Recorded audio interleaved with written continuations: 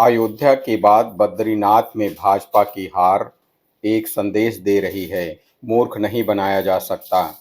हिंदू सहिष्णु है, परमात्मा का चिंतन करने वाला है, उसकी बुद्धि पर कब्जा नहीं किया जा सकता। दूसरा संदेश यह है कि जनता ने दल बदल को इनकार कर दिया। क्या राजनीति निकल पड़ी थी। दूसरी पार्टी के नेता को अपने दल में लाओ और उसे चुनाव में खड़ा कर दो। अपनी पार्टी के कार्यकर्ता ही बने रहें, उन्हें आगे बढ़ने का मौका न मिले। लखपत सिंह कुटौला कांग्रेस के प्रत्याशी थे। उनका मुकाबला भाजपा के राजेंद्र सिंह भंडारी से था। राजेंद्र सिंह भंडारी 2022 में इसी सीट से चुनाव जीते थे, तब वह कांग्रेस में थे। लोकसभा चुनाव से पहले वे पार्टी छोड़कर भाजपा में शामिल हो गए। भाजपा के टिकट पर चुनाव लड़े और हार गए। राजेंद्र सिंह भंडारी कांग्रेस के शासन में कैबिनेट मंत्री रह चुके हैं।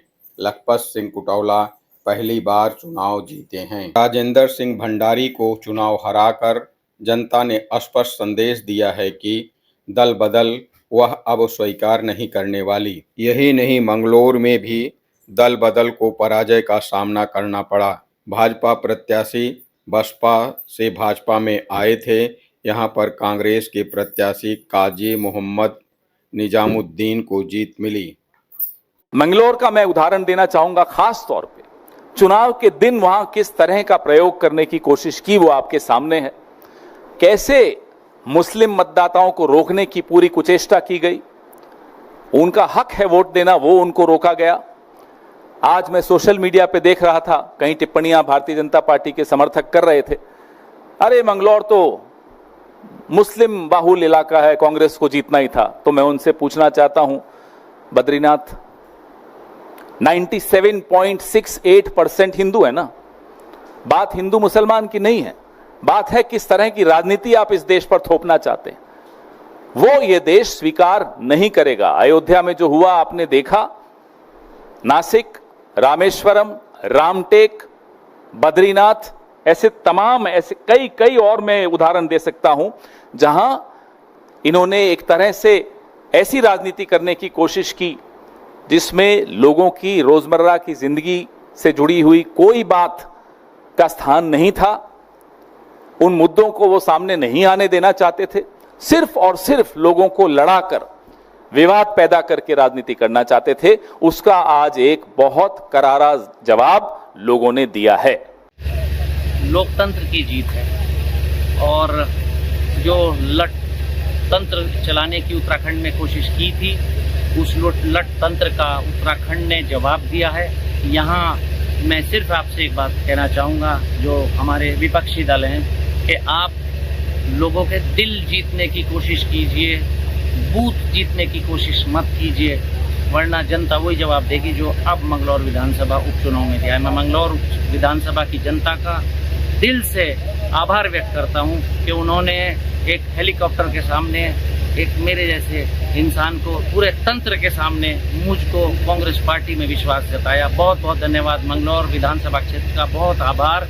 मेरी पार्टी के सभी नेताओं का, साथियों का, पूरे जिले और उत्तराखंड से बाहर के तमाम लोग साथी आए, उनका दिल। केंद्र सरकार ने 25 जून को संविधान हत्या दिवस के रूप में मनाने का निर्णय लिया है। 1975 में कांग्रेस के लगाए गए इस आपातकाल का बचाव शिवसेना उद्धव ठाकरे सांसद संजय राउत ने किया है। उन्होंने बीजेपी पर निशाना साधते हुए कहा, अगर अटल बिहारी वाजपेयी ऐसी स्थिति में प्रधानमंत्री होते तो वह भी भारत में इमरजेंसी लगाते। उन्होंने कहा, शिवसेना के संस्थापक बाला साहेब ठाकरे और राष्ट्रीय स्वयंसेवक संघ ने आपातकाल का खुलकर समर्थन किया था। संजय राउत ने कहा, आपातकाल इसलिए लगाया गया था क्योंकि यह राष्ट्रीय सुरक्षा का मामला था। भारत सरकार ने शुक्रवार को घोषणा की कि 25 जून 1975 में इंदिरा गांधी सरकार द्वारा घोषित आपातकाल की याद में हर साल संविधान हत्या दिवस के रूप में याद किया जाएगा। संजय राउत ने कहा कि भाजपा के पास कोई क्रिएटिव काम नहीं है, वह देश में अराजकता फैलाना चाहती है। कई एनर्जी ड्रिंक मॉल और स्टोर में बेचे जाते हैं। एनर्जी ड्रिंक्स पर लेबल लगाया गया है कि 18 साल से कम उम्र के बच्चों को इसका सेवन नहीं करना चाहिए, लेकिन माल व दुकानदार बेचते समय ध्यान नहीं देते और उन्हें कम उम्र के बच्चों को बेचते हैं।